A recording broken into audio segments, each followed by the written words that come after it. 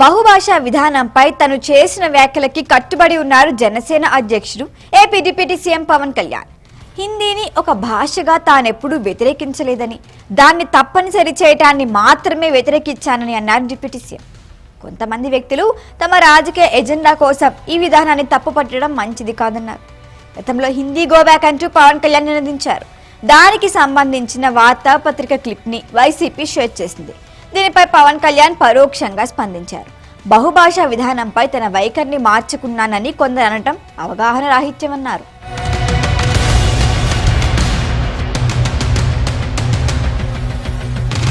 ఒక భాషని బలవంతంగా రుద్దటం, గుడ్డిగా వ్యతిరేకించటం, ఈ రెండూ మంచిది కాదన్నారు పవన్.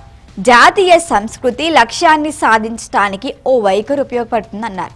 నూతన విద్యా విధానంలో హిందీని అమలు చేయటం లేదని, అలాంటప్పుడు కేవలం ప్రజల్ని తప్పుదో పట్టించేందుకే అవాస్తవాల్ని వ్యాప్తి చేస్తున్నారు అన్నారు పవన్. నూతన విద్యా విధానం ప్రకారం విద్యార్థులు విదేశీ భాషతో పాటు ఏదైనా 2 భారతీయ భాషల్ని నేర్చుకునే వెసులుబాటు ఉంది. ఈ 2 భారతీయ భాషల్లో ఒక భాషగా తమ మాతృభాషని కూడా ఎంచుకోవచ్చు.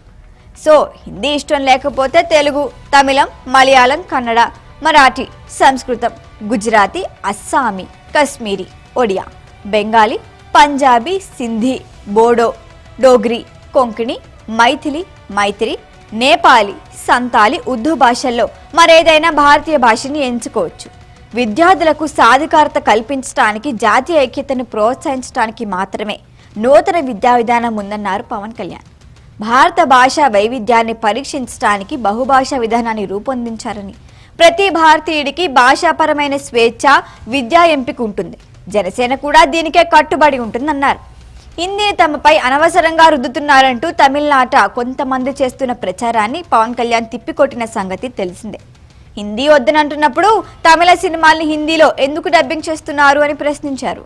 హిందీ బెల్ట్ నుంచి డబ్బులు కావాలి కానీ హిందీ భాష మాత్రం వద్దా అని నేరుగా ప్రశ్నించారు. సంస్కృతాన్ని తిడతారు, హిందీని మీరు రుద్దుతున్నారు, సౌత్లో దక్షిణాదిని అంటారు.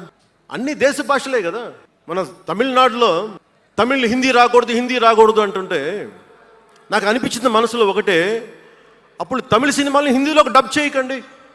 డబ్బులేమో హిందీ నుంచి కావాలి, ఉత్తరప్రదేశ్ నుంచి డబ్బులు కావాలి, బీహార్ నుంచి డబ్బులు కావాలి, ఛత్తీస్గఢ్ నుంచి డబ్బులు కావాలి, కానీ హిందీ మాకు వద్దంటే అదే న్యాయం. పనిచేసే వాళ్ళందరూ మనకి బీహార్ నుంచి రావాలి, కానీ హిందీని ద్వేషిస్తానంటే ఎట్లా? ఇవన్నీ మారాలి కదా. అందుకని భాషల్ని ద్వేషించాల్సిన అవసరం లేదు. దీనిపై ప్రకాష్ రాజ్ లాంటి వ్యక్తులు పవన్ ని తప్పుపట్టారు. మీ హిందీ భాషని మా మీద రుద్దకండి అని చెప్పటం ఇంకో భాషను ద్వేషించడం కాదని, మాతృభాషపై అభిమానమని అన్నారు. అటు తమిళనాట కూడా పవన్ వ్యాఖ్యలపై విమర్శలు వెల్లువెత్తాయి. దీంతో పవన్ కళ్యాణ్ తన అభిప్రాయాన్ని మరొకసారి స్పష్టంగా వివరించారు. హిందీని తప్పనిసరి చేయడానికి తను వ్యతిరేకమని ప్రకటించారు.